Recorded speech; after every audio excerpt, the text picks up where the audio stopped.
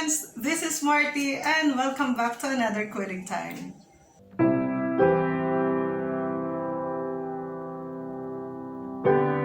In this video, we will be doing a reading vlog of my all-time favorite Filipino comics, which is Trese!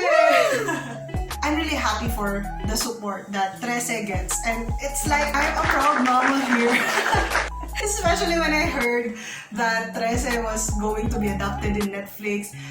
Back then, that was last year, I really planned to make a video about the world of Trese, about the mythical creatures found in Trese, which I think I would still do one of these days. I still have a lot of things to do. But you know, the hype of Trese pushed me to do this. Ituloy na natin. Kahit madami pa tayong ginagawa, you know, gising na lang tayong maaga para hindi pa naman office hours so we can do stuff that we love. And this video is brought to you by my fangirl side. Because I'm really so happy about the teaser trailer. I watched it dubbed in 3 languages. We have the Tagalog dub, we have the English dub, and the Japanese dubbed. Trese comics are originally in English, but I'm really excited to watch it in Filipino. And the Japanese dub is just so cute.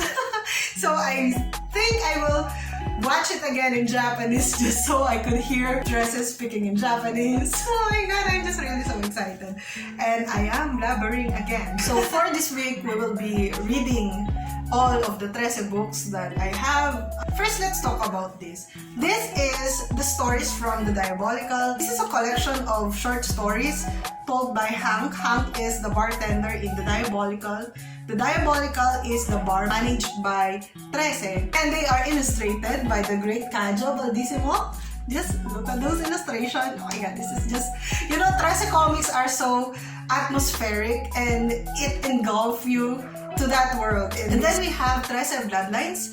These are division stories written and illustrated by various artists. We have here Mark Gatella, Brandy Tan, JB Tapia, Brian Balondo, Marvin Del Mundo, David Hontiveros, Kajo Baldissimo, and Budjette Tan. So these are stories that features the brothers of Trese, you know, bloodlines, family, and their epic adventures. Not just Alexandra, but we still have Alexandra, but this is like a treat. This is like a treat for the Trese fans who are waiting for the 8th installment in the arc of Alexandra Trese. So, good job, marketing!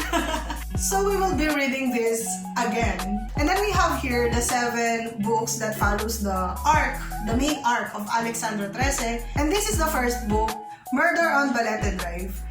We will be starting this today. I'm not just sure if how many I would finish today, but yes, I'm really excited for this book. This was first printed in 2008. Our copies are falling apart. Just, oh my god, my heart is just as broken as this. Pages are falling apart. Like. The first story here is the Budjette Drive. The Budjette Drive is known in the Philippines as a street where a white lady appears and asks for a ride from passing vehicles and causes a lot of accidents. That's the first case of the first book. Correct me if I'm wrong, I read this like years ago. So I will be rereading them. This is the book 1. And then we have book 2, Unreported Murders. The covers. Let's just take a moment and appreciate the cover. Unreported Murders, book 2 of Trese. And we have here book 3, Mass Murders. And these are, you know, Crispin and Basilio, the Carbals. And I miss, you know, the 2 of them. And then we have Trese Volume 4, Last Scene After Midnight, and I'm really excited for this. And then we have here, this is actually a new copy already. This is already the Avenida version. And it has a jacket, like a book jacket, like so. And if you will remove this, you will see the original Trese Volume 5 cover.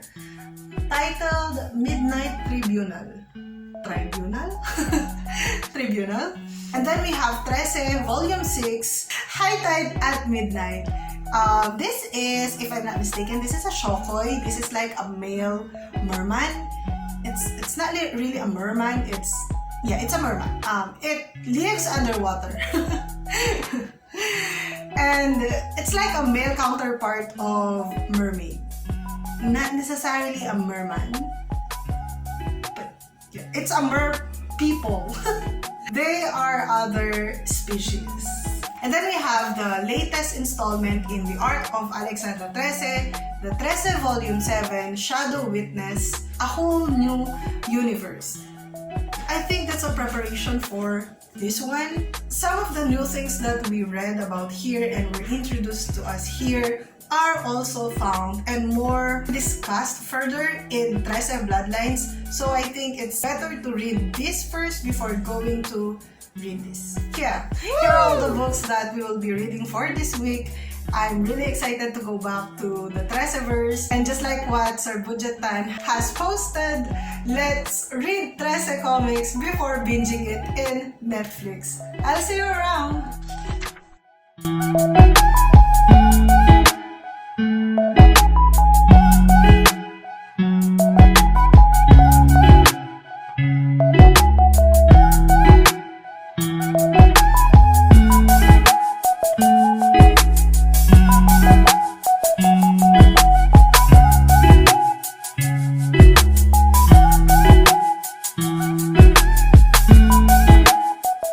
I just read the introduction and my word, nakakapanglapot, you know, the chills.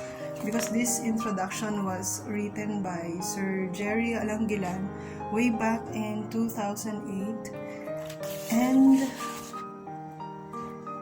it's just, you know, rest in peace, Master Jerry Alangilan. And I don't know, this is just so somber, you know? Yung parang naririnig mo yung master mo na he said, "You who are holding this first volume of Trese right now, getting ready to read it from the beginning, I assure you, you have no idea what you're in for, and you have no idea how excited I am for you." Oh my God, kinikilabutan ako at naiiyak ako kasi wala na si Sir Jerry Alangilan, and siguro isa siya sa mga, you know, proud. Siguro napaka-proud niya. Ay, naiiyak ako. Kasi nakaka-proud naman talaga yung Trese dahil meron na siyang international platform ngayon. Dito kasi sa introduction, sabi ni Sir Jerry na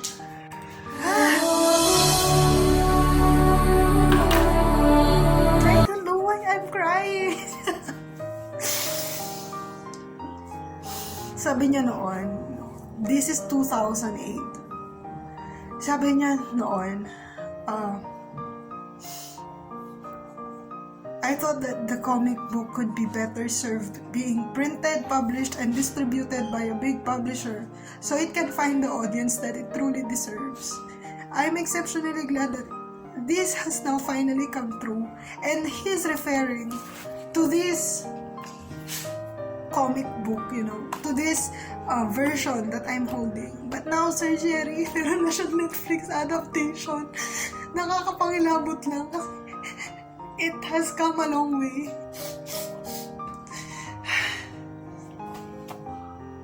Dito kasi blocky pa, di ba? Yung art style ni Sir Kadjo.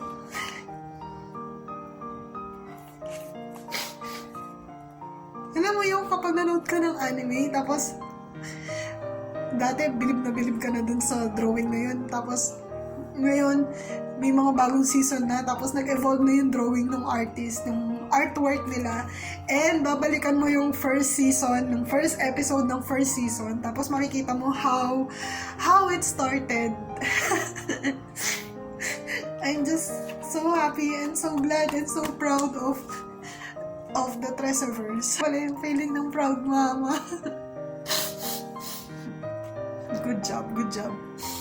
Congratulations! Congratulations sa lahat. Congratulations sa lahat ng mga nakirap. Congratulations especially to Sir Budjette Tan and Sir Baldissimo.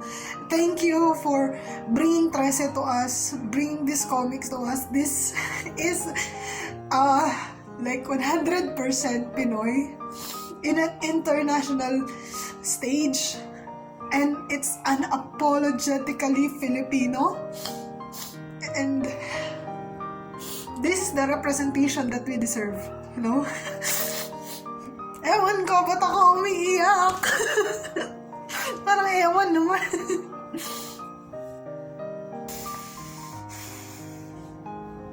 Trese has come a long way. From the mini photocopies, to this version, to the remastered version in Avenida, to the Netflix adaptation. I'm just so happy of the accomplishments it deserves. It deserves the international stage. Kasha! Malapit na magsimula yung klasiko, and introduction pa lang yung nababasa ko. But maybe I'll finish the first case. At the intersection of Balete and 13th Street.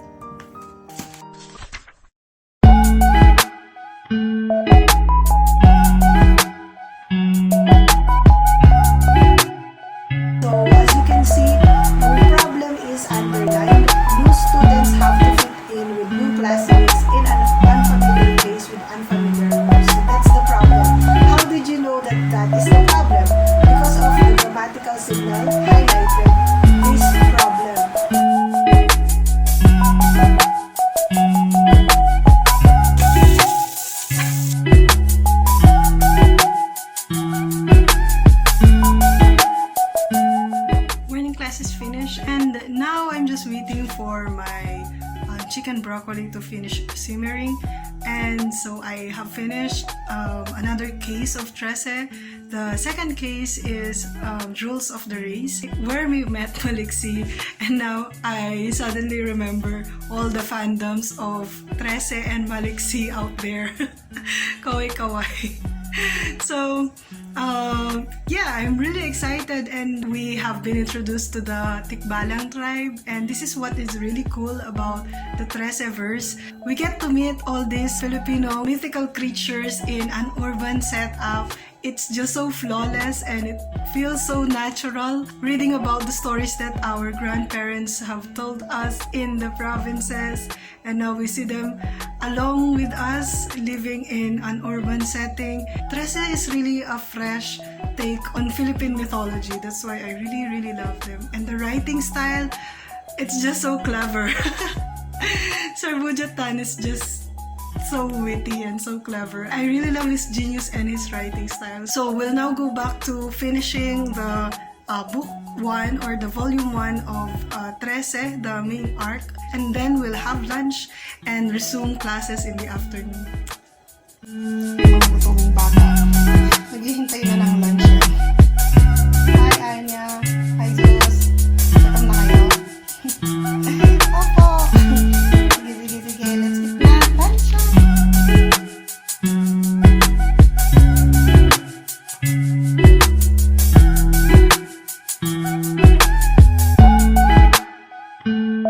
It's 5 o'clock, classes ended, and now I'm on my way to church, but since I'm still waiting for my service to come, I decided to pick up the second volume of Trese titled Unreported Murders, which has 4 cases as well, titled respectively Case 5, A Little Known Murder in Studio 4, Case 6, The Outpost on Kalayaan Street, Case 7, Embrace of the Unwanted, Case 8, The Association Jews of Libwell Village. So I will be reading this.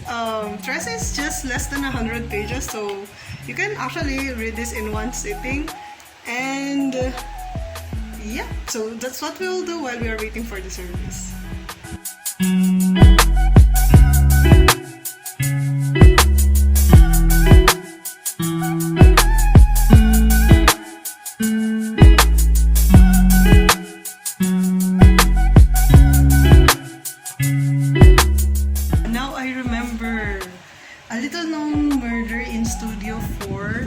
is the case that is included in the Filipino 7 module, the learning material of the grade 7 students.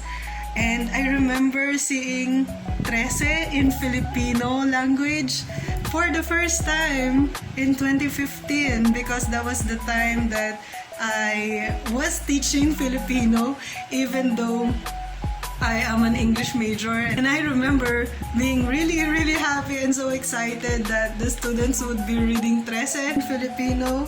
Yeah, I remember this one. This one is the one that is in the textbook. My students back then are now in grade 12, if I'm not mistaken. Yes, they are in grade 12 now. My goodness, time flies.